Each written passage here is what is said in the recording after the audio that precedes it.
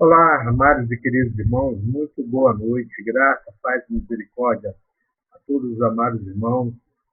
Eu espero que você esteja tendo já uma ótima noite. Hoje nós passamos o dia, ou uma parte do dia, em jejum, atendendo ao pedido e à convocação do nosso presidente Bolsonaro a respeito de toda a nossa nação, pedindo a cobertura de Deus, enfim. E nós tínhamos também pedido, né, aos irmãos que, pelo fato de hoje ser o primeiro domingo do mês, como, né, nós temos, né, o costume de todo primeiro domingo termos a Santa Ceia pela manhã e o terceiro domingo à noite, e nós então passamos para os irmãos, né, aqueles que pudessem e que desejassem, pudessem fazer a Santa Ceia do Senhor. Eu achei muito interessante, porque alguns irmãos postaram as fotos, né, do preparativo da ceia, e eu creio que gostaria de saber também, né, que você pudesse dar o seu testemunho, como é que foi esse momento, como é que foi essa experiência de você participar de uma Santa Ceia dentro da sua própria casa, com seus familiares, né?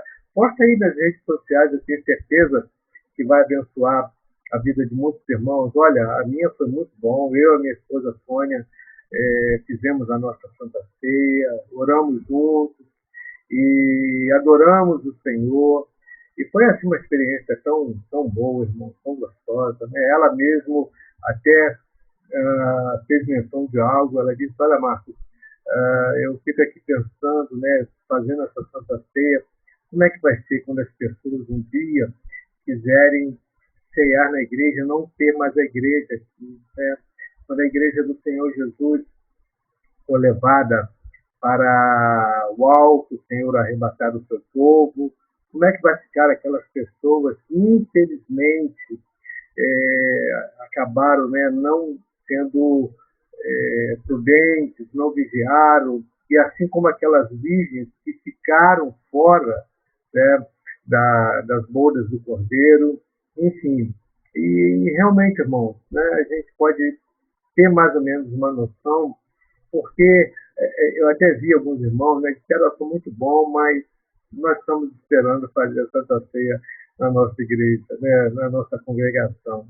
É claro, irmãos, o Senhor não habita em templos construídos por mãos humanas.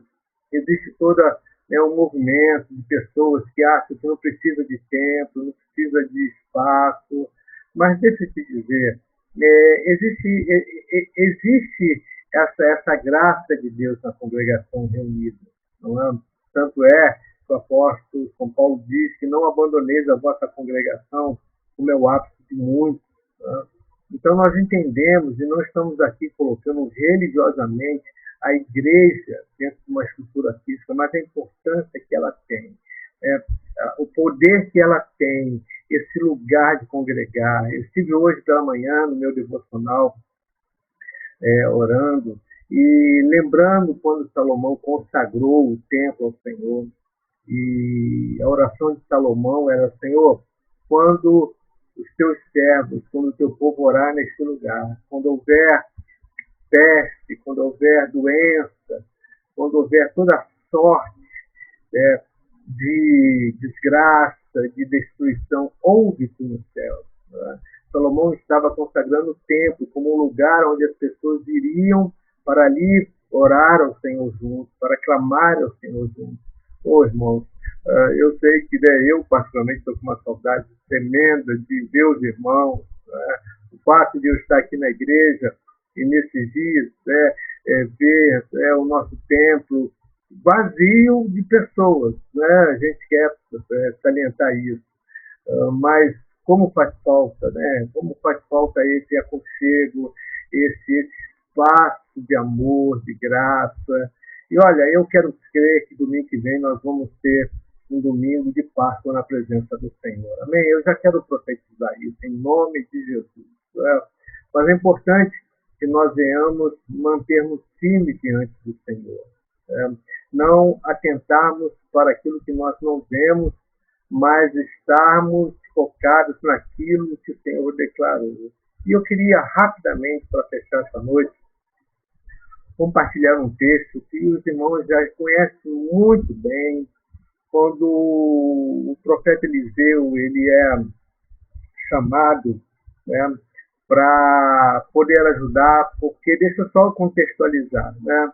A palavra do Senhor fala que Jorão, rei de Israel, ele foi ameaçado pelos moabitas e ele então procurou ajuda de o rei Josafá junto com o rei de Edom para que pudesse então resistir. E eles então fizeram uma associação de exércitos e foram então para essa guerra. Tá? Só que com o passar do dia, uma caminhada no deserto, a palavra do Senhor diz que depois de 7 dias, de uma semana de marcha, não havia água para o exército, nem água para o gado. Então, o próprio Josafá, o rei Josafá, ele diz o seguinte: não existe nenhum profeta aqui que a gente possa consultar o Senhor. Existe alguém que tem essa sintonia com Deus para que nós possamos consultar o Senhor para saber o que nós vamos fazer nessa hora, não é? Olha a importância dos servos do Senhor, dos profetas. É sempre bom lembrar, irmãos, que nós fomos chamados, né, para sermos uma geração de profetas, de sacerdotes. Qual é a função do profeta? A função do profeta é trazer Deus para o povo. A função do sacerdote é levar o povo para Deus. Então a gente tem que ter um equilíbrio, né? Existe muita gente que só se posiciona querendo trazer Deus, mas esquece que precisa também levar o povo para Deus. Tem que haver essa junção. Então, Josafá disse: vem cá, mas quem é que pode trazer Deus para a gente? Quem é que pode trazer uma palavra, uma direção? E o rei Jorão, então, ele disse: olha, existe um profeta aqui chamado Eliseu, então vamos consultá-lo, né? Josafá disse: então vamos lá ver se está com ele a palavra do Senhor. Isso está lá no livro de 2 Reis, capítulo 3, se você então quiser depois dar uma olhada. Enfim, eles foram, só que Eliseu tinha uma resistência por causa da idolatria de Jorão. E Eliseu conduziu o Jorão, ele fez uma resistência, mas ele se sensibiliza e chega ao ponto até de dizer: olha, se não fosse por causa de Josafá, eu nem te daria atenção. Enfim, e o profeta Eliseu, sabendo dessa necessidade, ele pede uma coisa, irmão. Ele diz o seguinte: existe, trazendo um tangedor, trazer alguém que tenha uma afinação. Além do profeta, tinha que ter alguém que movesse o espírito do profeta. Eu quero aqui abrir parênteses aqui para dizer isso para você, não é? Olha, você tem que ser alguém que move o espírito profético. Qual é o espírito profético? É o espírito de declarar a palavra do Senhor. É o espírito de trazer a glória de Deus para esta terra, para as circunstâncias, para a necessidade. Mas, paralelo a isso, existe, atrelado a essa palavra, também a postura da adoração, do louvor, daqueles que realmente têm uma afinação, têm essa sensibilidade, tem o que se chama, né, de um movimento junto com a palavra e a adoração para trazer essas respostas. Nós passamos hoje o dia de jejum, ou uma parte do dia em jejum, e eu creio, irmãos, que talvez algumas pessoas fiquem achando que o jejum vai provocar respostas logo de imediato, logo no outro dia. Deixa eu te falar, não é bem assim, né? Olha, que bom seria se jejuasse hoje, amanhã, jejuando hoje, amanhã nós já teríamos as respostas. Nós temos que entender que a nossa ação, a nossa mobilização, ela provoca um desencadear nas esferas espirituais. Por isso a gente tem que continuar orando, tem que continuar perseverando, não esmorecendo. Por quê? Porque mesmo que não possamos estar vendo, essa é uma palavra que eu tenho percebido que praticamente todos os homens de Deus, o próprio pastor Vaz postou um áudio falando sobre isso, sobre não desistir, não esmorecer. Embora nós possamos não estar vendo nada, mais uma vez eu quero aqui enfatizar, irmãos, que nós não somos movidos por aquilo que nós vemos, nós somos movidos por aquilo que nós cremos, né? E segundo o próprio apóstolo Paulo diz que se nós cremos por fé, e esta fé é certeza das coisas que se esperam, é convicção daquilo que não se vê. Então o profeta, ele tem que ter essa convicção daquilo que ele não vê. E diz a palavra que quando o tangedor tocava, veio o poder de Deus sobre Eliseu.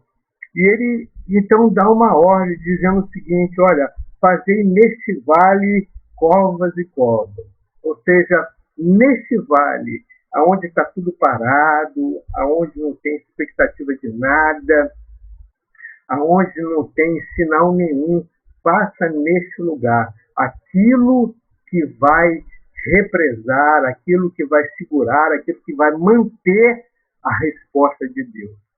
E diz a palavra do Senhor, né, que o profeta diz, olha só que coisa linda, irmão, ele diz o seguinte: olha, vocês não vão sentir vento, não vereis chuva, todavia este vale se encherá de tanta água, que bebereis vós e o vosso gado e os vossos animais. Sabe, irmãos, nós temos que crer nisso. Neste vale que nós estamos, há uma palavra profética desencadeada, há um mover desencadeado pelo povo de Deus. E ainda que diante dos nossos olhos, nós ainda não estejamos vendo absolutamente nada, mas a nossa palavra é que neste lugar, e é interessante porque quando o Senhor fala neste lugar, o próprio profeta Isaías, ele fala também a respeito disso. Ele diz o seguinte: ó, no lugar, neste lugar, que provavelmente esteja sendo um lugar de vergonha, o Senhor dará dupla honra, né? Existe um lugar, irmãos, que às vezes é um lugar de extrema dificuldade, é um lugar de desconforto, é um lugar, às vezes, que tenta minar a nossa segurança, a nossa fé. Vale sempre ressaltar que o nosso inimigo sempre vai jogar usando muitas vezes a verdade. Nem sempre Satanás usará mentira, mas ele é capaz de pegar uma verdade e produzir em cima dessa verdade uma postura de dúvida. Foi isso que ele fez com o Senhor Jesus. Se você é filho de Deus mesmo, manda que essas pedras se transformem em pão, porque nesse lugar você está com fome, né? Nesse lugar você não tem nada. Pode ser, irmãos, que a afronta de Satanás hoje sobre a igreja no Brasil é justamente essa. Nesse lugar que está agora a pandemia, que está reinando a morte, que está reinando agora as contaminações, enfim, irmãos, mas é neste lugar que o Senhor vai manifestar a sua glória. Nós não sabemos o que está lá na frente, mas eu quero mais uma vez aqui ressaltar aquilo que nós sempre costumamos dizer: nem olhos viram, nem ouvidos ouviram, nem jamais penetrou no coração humano aquilo que Deus tem preparado para aqueles que o amam. O Senhor não está falando aqui de crente apenas, o Senhor está dizendo de todo aquele que ama a Deus, que tem temor a Deus. Nós estamos numa sociedade que existe os desníveis. Enquanto tem pessoas que temem a Deus, tem outros que caçoam de Deus. Nós vemos logo no início aí deste ano uma enxurrada de abusos no carnaval, dentro de todos esses movimentos que acabam tentando denegrir os princípios do Senhor, mas aqueles que amam a Deus vão ver. Foi isso que Jesus disse para Marta, e é isso que nós temos que crer, irmão. Se você crer, você verá a glória de Deus. Marta estava com o irmão morto há 4 dias, e Jesus disse: se você crer, você verá a glória de Deus. E ela viu, ela teve o resultado nas suas mãos, abraçando o seu irmão que estava morto.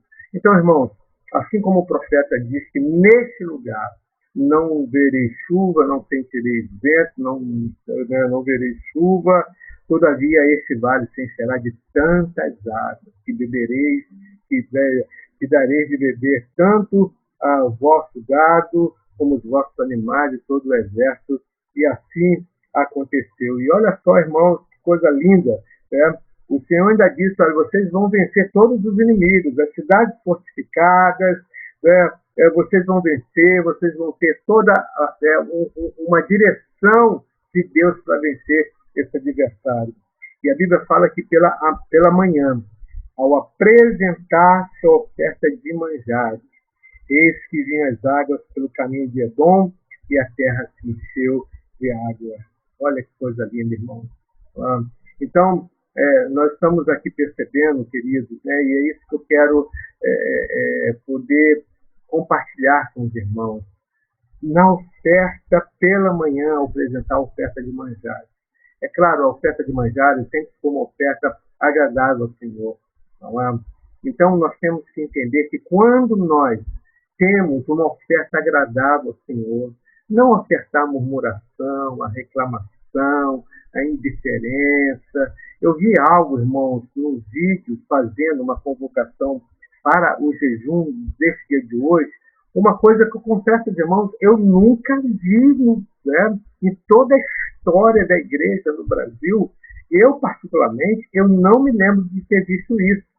É algo que eu muitas vezes já disse nos cultos, que como seria bom se as lideranças evangélicas elas se mobilizassem, se organizassem para estar como um só povo. Ainda que, né, impedidos de estarem nas suas igrejas, mas eu presenciei não, né? Eu vi pastores como o líder da Igreja Universal, da Igreja da Graça, das Assembleias, das Batistas, presbiterianos, né? Todos esses homens que são as grandes lideranças, sem falar das pequenas, que é muito mais gente ainda.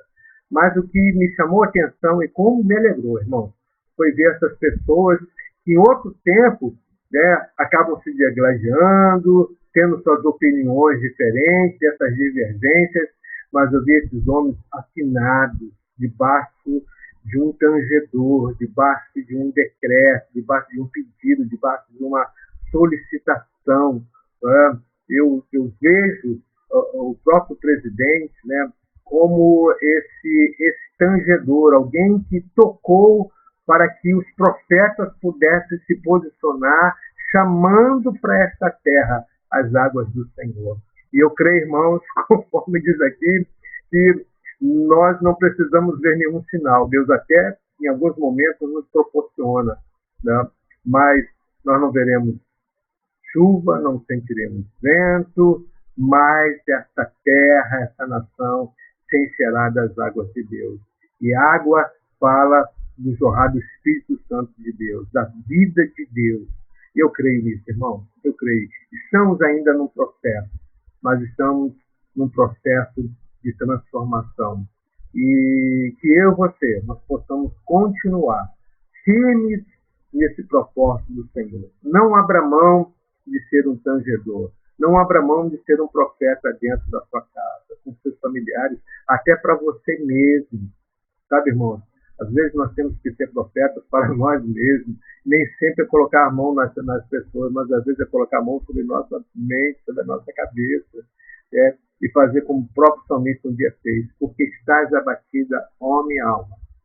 Porque te perturbas, porque te perturbas dentro de mim. Espere em Deus. Irmão, essa é a palavra correta. Espere em Deus, pois ainda louvarei a Ele, meu auxílio e Deus meu. Vamos continuar esperando no Senhor. Afinal de contas, aqueles que esperam no Senhor renovarão as suas forças. E quando eles têm as suas forças renovadas, eles subirão com asas como águia. Vão correr e não vão se cansar. Vão caminhar e não se fatigarão, correrão e não se cansarão. Então, nós temos esse decreto do Espírito Santo da nossa vida. Amém? Deus abençoe você. Um bom domingo, final de domingo. Vamos começar uma nova semana hoje. E eu creio, irmãos, em nome de Jesus, que o domingo de Páscoa vai ser um domingo muito especial especial da parte do nosso Deus para essa nação. Amém? Deus te abençoe, que o Senhor te abençoe e te guarde, que o Senhor faça resplandecer o seu rosto sobre ti e tenha misericórdia de ti. Que o Senhor sobre ti, Ele levante o seu rosto e te dê a paz. Deus abençoe.